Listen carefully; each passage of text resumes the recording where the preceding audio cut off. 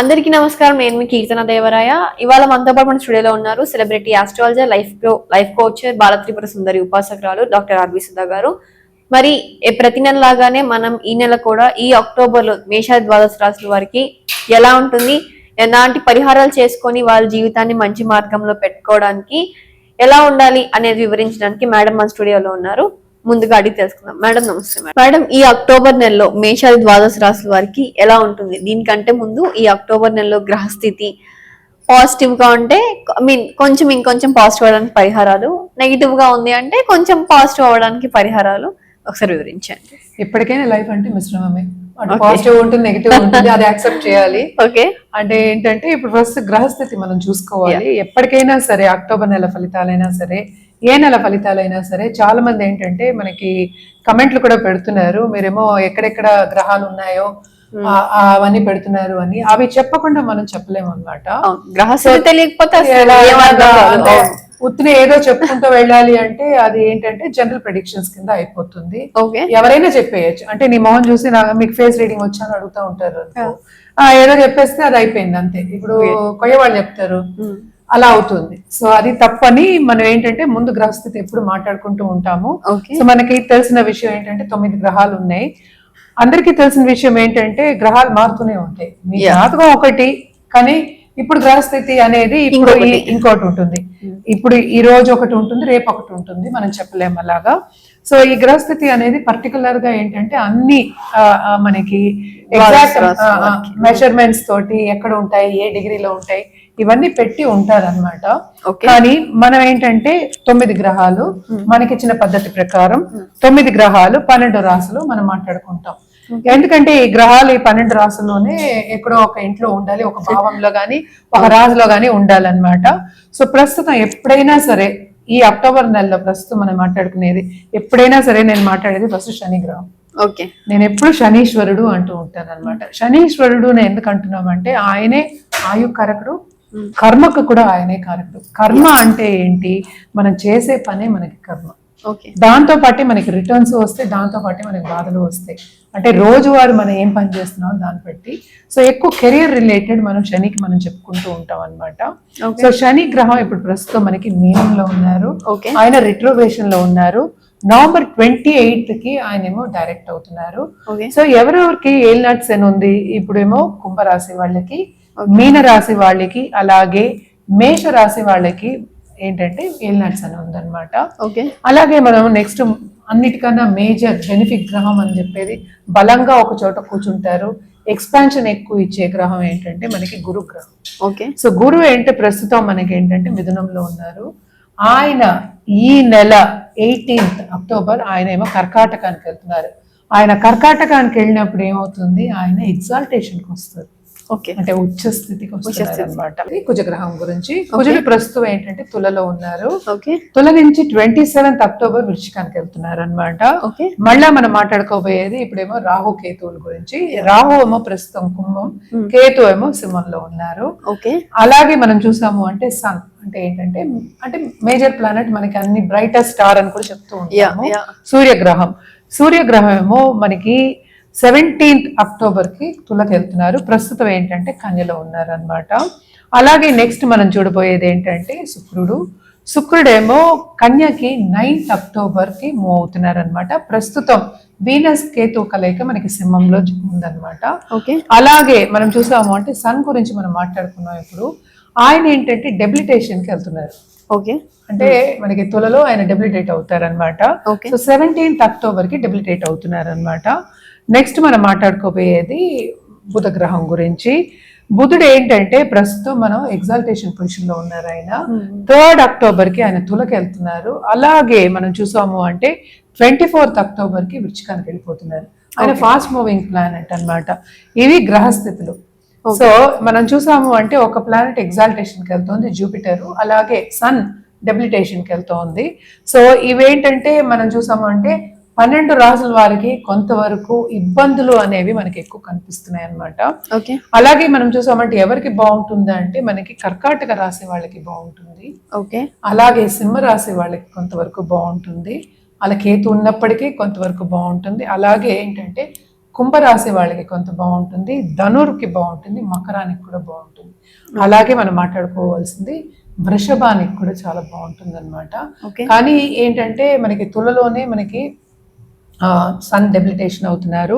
అలాగే వీనస్ మనం చూసాము అంటే 6th హౌస్కి వెళ్తున్నారు అనమాట. అంటే ఏంటి, కన్యకి వెళ్తున్నారు, కానీ 5th హౌస్కి వెళ్తున్నారు. సో తప్పక కమర్షియల్ ఆస్పెక్ట్స్ లో కానీ బిజినెస్ ఆస్పెక్ట్స్ లో కానీ తప్పక వృషభ రాశి వాళ్ళకి చాలా బాగుంటుంది. సో మనం ఎప్పుడు మాట్లాడుకున్నట్టే కొన్ని రాశుల వారికి చాలా బాగుంటుంది, కొన్ని రాశుల వారికి అంత బాగుంటది అనమాట. ఏవే రాశి వాళ్ళకి బాగుంటుందో మనం ఇప్పుడు చూద్దాం. మేడం ఇప్పుడు కుంభరాశి వారికి ఈ అక్టోబర్ లో ఎలా ఉంటుందో ఒకసారి వివరించండి. కుంభరాశి వాళ్ళకి మనం మాట్లాడుకున్నాం, వాళ్ళకి ఏలినాటి శని అనేది ఉంది. కానీ కూడా ఏంటంటే ఇప్పుడు మనం చూసామంటే second half of this month Jupiter చూపుకుండా వెళ్ళిపోతుంది. సో కొంతవరకు ఇబ్బంది పడే ఛాన్సెస్, ఎందుకంటే ఏలినాటి శని ఉంది, సెకండ్ హౌస్ లో శని ఉన్నాడు. సో ఇబ్బంది పెడతాడు, ఫైనాన్షియల్ సిచ్యువేషన్ కొంచెం దింపుతాడు. అదొకటి కాకుండా ఇంట్లో కూడా కొంతవరకు కలహాలు వచ్చే ఛాన్సెస్ కూడా మనకి కనిపిస్తున్నాయి అన్నమాట. ఈ రాశికి అధిపతి మనకి తెలుసు శని అయ్యారు, ఆయన రిట్రోగ్రేషన్ లో ఉన్నారు. సో ఇప్పుడు ఏంటంటే ఫిజికల్ గా కూడా కొంతవరకు హెల్త్ కూడా ప్రాబ్లం ఇచ్చే ఛాన్సెస్ మనకి కనిపిస్తున్నాయి అన్నమాట. అండ్ ఆల్సో మనం చూసాము అంటే ఇక్కడ 7th హౌస్ లో మనకి కేతు ఉన్నారు మనకి తెలుసు. సో పార్ట్నర్షిప్ బిజినెస్ లో కూడా కొంతవరకు ఒక పార్ట్నర్ వాక్అవుట్ అయ్యే ఛాన్సెస్ ఉన్నాయి. అండ్ ఆల్సో ఏంటంటే కొలీగ్స్ తో కానీ అందరితో కానీ జాగ్రత్తగా ఉండడం అనేది వెరీ వెరీ ఇంపార్టెంట్ అనమాట. అంటే ఏంటి, ఇక్కడ మాట అక్కడ చెప్పడము, అలా జాగ్రత్తగా చేర్చుకుంటా. అండ్ ఆల్సో మనం చూసాము అంటే 7th లో ఆడేమో 9th లో డెబిలిటేషన్ లో ఉన్నారనమాట. సో కొన్ని జాతకాలు చూస్తే నీచభంగ రాజయోగాలు కలిసి ఉంటాయి. కానీ మనం జనరల్ గా చెప్పుకోవాలి అంటే కొంత ఏంటంటే సూర్యుడు డెబిలిటేషన్ లో ఉన్నాడు కనుక, 7th లో డెబిలిటేషన్ లో ఉన్నాడు కనుక పార్ట్నర్స్ దగ్గర రిలేషన్షిప్ దగ్గర జాగ్రత్తగా ఉండడం, జాగ్రత్తగా మసులుకోవడం అనేది వెరీ ఇంపార్టెంట్. ఓకే, ఇప్పుడు ఈ కుంభరాశి వారికి మ్యారిటల్ లైఫ్ ఎలా ఉంటుందో ఒకసారి చెప్పండి. మ్యారిటల్ లైఫ్ మనం చెప్పాము. అలాగే సెకండ్ లో మనకి శని ఉన్నారు. ఓకే, అంటే ఈ రాశికి అధిపతియే ఆయన. తప్పక కుటుంబంలో కూడా కొంతవరకు ఎడబాటు అనేది తెస్తాడు. అండ్ ఆల్సో ఏంటంటే డిసగ్రిమెంట్స్ అనేవి తెస్తూ ఉంటాడు. అంటే ఏంటంటే సన్నిహితంగా ఉండడం అనేది కొంచెం తక్కువ ఉంటుంది అనమాట. అలాగే మనం చూసాము అంటే కూడానే రాహు ఉన్నారు. సో ఫారిన్ లో ఉన్న వాళ్ళు, అక్కడ ఉన్న వాళ్ళు కొంతవరకు ఏంటంటే వాళ్ళ పనిలో ఏంటంటే నిమజ్జనం అయిపోయి వెళ్ళిపోతారు కనుక అంత ఎడబాటు అనేది ఉండకపోవచ్చు. కానీ ఏంటంటే కొంతవరకు మనం చూసాము అంటే ఎడబాటు అనేది రిలేషన్షిప్ లో తప్పదు. ఎస్పెషలీ లవ్ రిలేషన్షిప్ లో లవ్ ఇంట్రెస్ట్ ఉన్న వాళ్ళకి కొంతవరకు డిసగ్రిమెంట్స్ ఉంటాయి, దూరంగా ఉండడం అనేది మనకి కనిపిస్తుంది. ఓకే, ఇప్పుడు ఈ కుంభరాశిలో ఎవరైతే రియల్ ఎస్టేట్ లో ఉంటుందో వాళ్ళకి ఎలా ఉంటుందో వివరించండి. రియల్ ఎస్టేట్ అని కాదు, జనరల్ గా మనం చెప్పామంటే కూడా పార్ట్నర్షిప్ బిజినెస్ కానీ అంటే ఏంటి కొంచెం లాసెస్ వచ్చే ఛాన్సెస్ మనకి కనిపిస్తున్నాయి అనమాట. సో కమిషన్ బిజినెస్ లో ఉన్న వాళ్ళందరికీ కొంతవరకు లాసెస్ వచ్చే ఛాన్సెస్ ఉన్నాయి. సో ల్యాండెడ్ ప్రాపర్టీస్ క్రయ విక్రయాలు చేసే వాళ్ళకి కూడా కొంతవరకు ఏంటంటే నెగటివ్ ఎఫెక్ట్స్ అనేవి మనకి, నెగటివ్ అవుట్కమ్స్ అనేవి మనకి కనిపిస్తున్నాయి అనమాట. ఓకే, ఇప్పుడు ఈ కుంభరాశి వాళ్ళు ఎవరైతే ఐటీ సెక్టార్స్ లో ఉన్నారో లేకపోతే ఫిలిం ఇండస్ట్రీస్ లో ఉన్నారో వాళ్ళకి ఎలా ఉంటుందో ఒకసారి. సో ఫిలిం ఇండస్ట్రీ మాట్లాడదాం. మనం చాలా వరకు మన ఐటీ మాట్లాడుకున్నాము. సో ఫిలిం ఇండస్ట్రీలో ఉంటా అంటే వీళ్ళకి రావు కూడానే ఉన్నారు కనుక తప్పక ఏంటంటే కష్టపడింది ఏమి రాదు. ఫస్ట్ అంటే రాహు ఏంటంటే ఆపర్చునిటీస్ బాగా చూపిస్తాడు. కలియుగానికి ఇలాంటి అంటే ఈ గ్రహాలన్నీ అనుకూలంగా ఉండాలన్నమాట. సో కొంతవరకు అనుకూలంగా ఉంది కనుక సడన్ గా డబ్బు వచ్చే సూచనలు అనేవి కనిపిస్తున్నాయి. అంటే ఏంటంటే లాసెస్ ఉన్నాయి, అక్కడ డబ్బు వచ్చే సూచనలు కనిపిస్తున్నాయి. ఫిలిం ఇండస్ట్రీలో ఉన్న వాళ్ళకి అన్ని లేట్ అయ్యే ఛాన్సెస్ అనేవి కొన్ని కనిపిస్తున్నాయి అన్నమాట. ఓకే మేడం, ఈ కుంభరాశి వారు ఎలాంటి పరిహారాలు చేసుకుంటే ఈ అక్టోబర్ లో బాగుంటుందో ఒకసారి వివరించండి. ఆ కుంభరాశి వాళ్ళు తప్పక ఏంటంటే ఫస్ట్ మనం ఏంటంటే శనికి కాళ్ళు పట్టుకోవడం మంచిది. శనికి ఏంటంటే ప్రీతి సర్వీస్. ఓకే, సో సర్వీస్ చేయడం అంటే ఒక అనాథాశ్రమం వెళ్ళో వృద్ధాశ్రమం వెళ్ళో వెళ్ళి సర్వీస్ చేసుకోవచ్చు. అన్నదానం కన్నా మించిన దానం లేదు, తప్పక అన్నదానం చేయొచ్చు. అలాగే ఒక గోవుకి శనివారం పూజ చేసి గోవు పూజ చేసి తప్పక ఏంటంటే ఆహారం పెట్టడం మంచిది. బ్రాహ్మణునికి నిండు అంటే ఏంటంటే చదువుకున్న బ్రాహ్మణునికి వాయనం ఇవ్వడం వెరీ వెరీ ఇంపార్టెంట్ అనమాట. సో తప్పక చేయండి. మనం ఏమో నవరాత్రుల్లో ఉన్నాం కనుక తప్పక ఇవన్నీ చేసుకుంటే ఇంకా ఏంటంటే ఫ్యూచర్ బాగుంటుంది అనమాట. ఓకే, మనం ఇప్పుడు మాట్లాడుకున్నాం అక్టోబర్ గురించి. అక్టోబర్ నెల ఫలితాలు ఒక్కొక్క రాశి వారిగాను అంటే ఏంటంటే ఇదంతా ఏంటంటే జనరల్ ప్రెడిక్షన్స్ అనమాట. ఎవరికైనా కావాలి జాతక రీత్యా ప్రెడిక్షన్స్ కావాలి అంటే కనుక తప్పక మమ్మల్ని సంప్రదించడం, ఎస్పెషలీ కింద ఏంటంటే ఈమెయిల్ ఐడి ఇచ్చున్నారు, అలాగే నంబర్ కూడా ఇచ్చున్నారు. తప్పక సంప్రదించండి. ఎందుకంటే ఈ ప్రెడిక్షన్స్ అంతా మారిపోతుంది. మనం ఇప్పుడు మాట్లాడేది ఏంటి, ఒక గ్రహం గురించే మాట్లాడడం. అంటే చంద్రుడు ఎక్కడ ఉంటే దాన్ని రాశి అన్నాం అనమాట. సో రాశి వారిగానే మనం మాట్లాడుకున్నాము. సో మిగతా గ్రహాలన్నీ కూడా మనం చూసుకోవాలి, వాటి పరిస్థితి చూసుకోవాలి, అలాగే 12 రాసులు చూసుకోవాలి, 12 భావాలు చూసుకోవాలి. అలాగే ఏంటంటే గ్రహ మైత్రి అంటే ఏ గ్రహాలు కలిసి ఉన్నాయి, ఏ గ్రహాలు మాట్లాడుకుంటున్నాయి, ఏ గ్రహాలు ఏ పొజిషన్లో ఉన్నాయి, ఎంత బలంతో ఉన్నాయి, ఇవన్నీ చూసుకుని దశా సిస్టమ్ అంటే ఏంటంటే ఇప్పుడు దశ జరిగేది, ఇప్పుడు ఏం టైం జరుగుతోంది, అవన్నీ చూసుకుని మళ్ళీ గోచారం చూసుకుని మనం ఒక రెమెడియల్ మెషర్స్ కానీ పరిహారం కానీ ఇవ్వడం జరుగుతుంది. ఇదంతా ఎప్పుడు జరుగుతుంది, జాతకం చూసుకున్నప్పుడే. అంటే ఏంటి, వ్యక్తిగత జాతకం చూసుకున్నప్పుడే జరుగుతుందన్నమాట.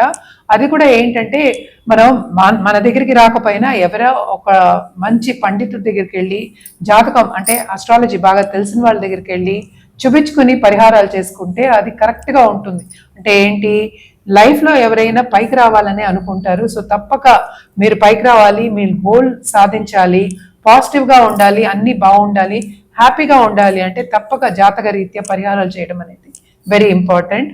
అలాగే ఏంటంటే దానికి తగ్గట్టే మనం ఏంటంటే జాతిరత్నాలు ఇవ్వాలా, జపాలు ఇవ్వాలా, పూజలు చేయాలా, ఎలా చేయాలి, ఎన్ని రోజులు చేయాలి, ఎక్కడ చేయాలి, ఎవరితో చేయాలి, ఇవన్నీ కూడా చెప్పడం జరుగుతుందన్నమాట. సో తప్పక మీకు ఇంట్రెస్ట్ ఉంటే కనుక మీ జాతక రీత్యా మీకు పరిహారాలు కావాలి, అలాగే ప్రాబ్లమ్స్ ఉన్నాయి, దానికి సొల్యూషన్ కావాలి అనుకున్న వాళ్ళు కింద స్క్రోల్ అయ్యే నంబర్కి సంప్రదించండి.